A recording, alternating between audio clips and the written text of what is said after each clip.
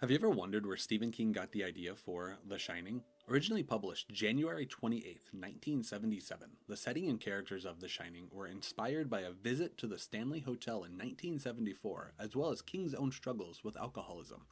On October 30th, 1974, while living in Boulder, Colorado, he and his wife decided to take a short trip to Estes Park and stay at the famed Stanley Hotel.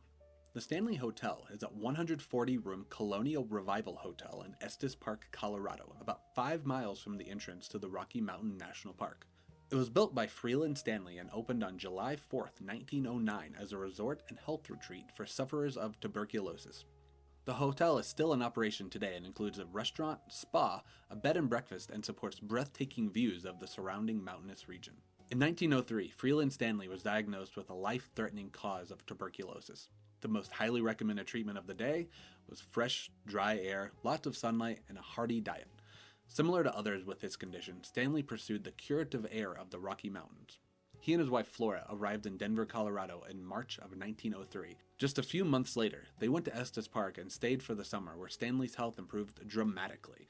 Impressed by the beauty of the area and thankful for his recovery, he and his wife decided to return every year. He lived to 91, dying of a heart attack 1 year after his wife in 1940. Co-inventor of the Stanley steamer motor car, Freeland Stanley brought many new technologies to Estes Park. These included a hydro plant and the town's first wooden pipe water distribution system. When it opened in 1909, the Stanley Hotel was one of the first hotels west of the Mississippi to have electricity. Funny enough, he operated the hotel almost as a hobby, remarking that he spent more money than he made each summer. In 1926, Freeland sold his hotel to a private company incorporated for the sole purpose of running it. The venture failed and, in 1929, he purchased the property out of foreclosure and sold it again. Prior to 1983, the resort was only open during the summer, shutting down for the winter every year. The presence of the hotel and Stanley's own involvement greatly contributed to the growth of Estes Park and the creation of the Rocky Mountain National Park. One of the more famed haunted accounts of the hotel begins with a gas explosion in 1911. When it opened in 1909, it was said to be one of the few in the world powered entirely by electricity. However, due to the lack of available power, an auxiliary gas lighting system was installed in June of 1911. The day after the pipes had been filled, an explosion occurred in room 217 that damaged the hotel and injured Elizabeth Wilson, a maid.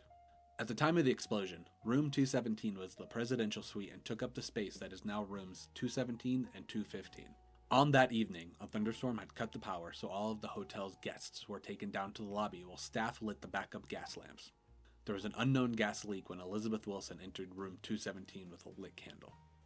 According to the hotel's archivist, the gas didn't have an odor in that time period, so she couldn't smell anything. As soon as she entered the room, there was an instant explosion. The blast destroyed about 10% of the nearly 70,000 square foot hotel, its entire west wing. It was a compression explosion, the archivist said, so it actually put out its own fire. Otherwise, it would have burned down the hotel because it is mostly wood, a timber frame structure. The force of the explosion sent Wilson crashing into the McGregor dining room located directly under room 217.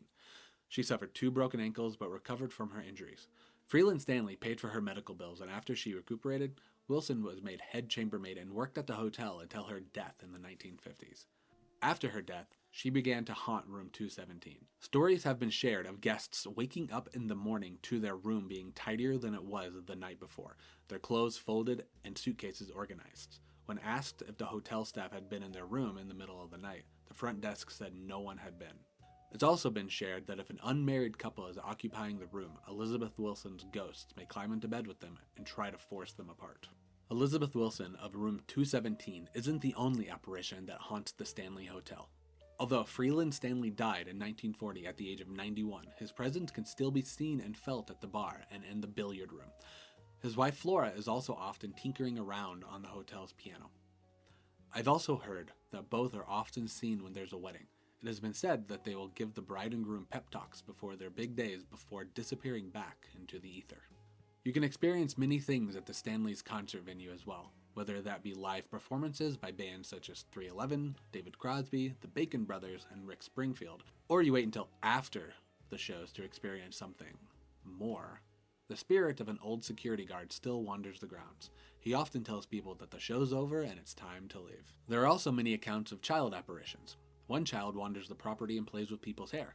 Guests on the 4th floor of the Stanley have shared stories of hearing children's laughter in the hall with no one to be found.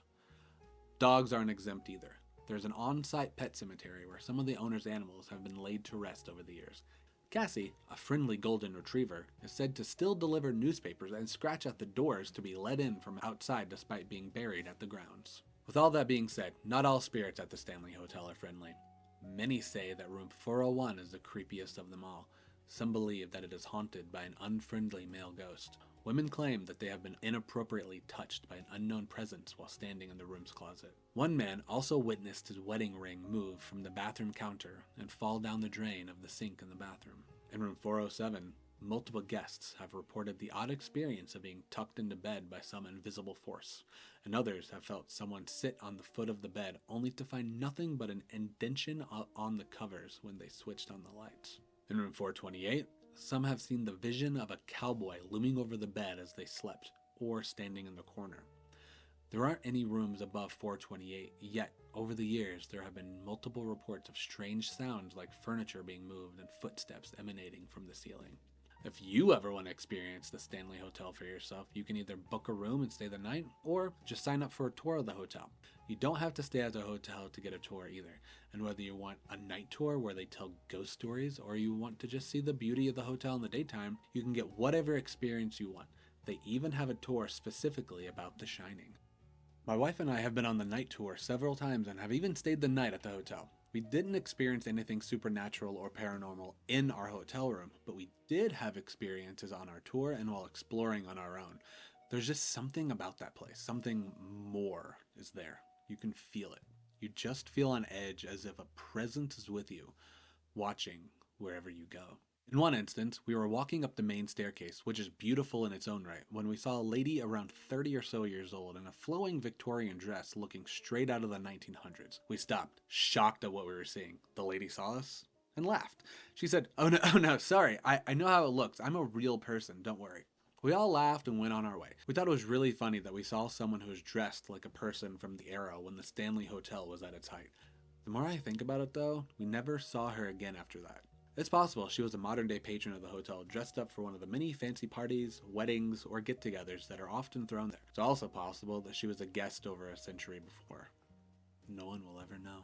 The one paranormal experience that I know was paranormal happened during one of the tours under the concert venue outside of the green rooms. It goes like this. There's a spirit who they believe was a young woman, probably in her 20s, and more than likely a hippie. To get her attention, you stand outside her door and ask if she wants to hang out with you. If the answer is yes, she responds by closing the door. So, me being a young man in his late 20s, I asked if she wanted to hang out with me, and the door closed. No one else was around, just me and my wife. No one was in the room, and no one who was outside could have closed it without us seeing them. It may not sound like much, but it was crazy. Now, when Stephen King and his wife stayed at the Stanley Hotel in 1974, they were the only two guests in the hotel that night.